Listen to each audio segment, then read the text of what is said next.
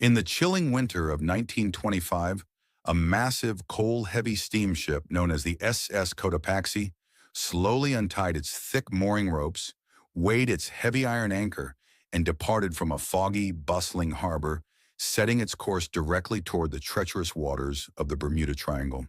The air was thick with mist, the sky was a dull, heavy gray, and the distant hum of the ship's colossal steam engines masked the underlying tension of a journey destined for absolute disaster. The crew members busy with their routine duties on deck and in the soot-filled boiler rooms had no idea that this routine cargo voyage would be their very last glimpse of civilization. They were bound for Havana, Cuba, carrying a massive shipment of coal, a heavy and unforgiving cargo that left the vessel sitting incredibly low in the dark swells of the Atlantic Ocean. Shortly after setting sail and fading past the horizon, the ship vanished completely into thin air, leaving absolutely no trace, no floating debris, and no oil slicks behind. It was as if the vessel had been completely erased from the physical world. For days, family members waited at the docks, and maritime authorities scanned the shipping lanes.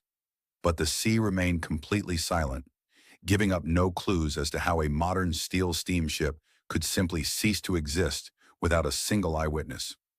As the days turned into weeks, the mystery only deepened, morphing from a standard maritime missing persons case into one of the most haunting and legendary supernatural anomalies of the modern era.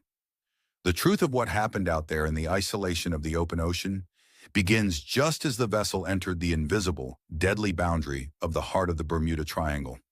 Almost instantly, the atmospheric pressure plummeted.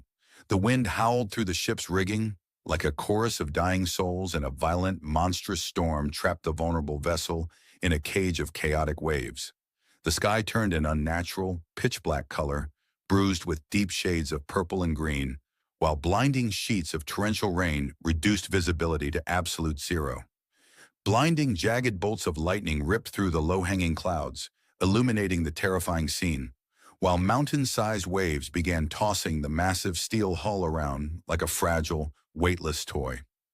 The ocean unleashed its pure, unbridled fury against the Cotopaxi, with freezing salt water crashing violently over the bow, flooding the decks and seeping into the cargo holds where the shifting coal made the ship dangerously unstable.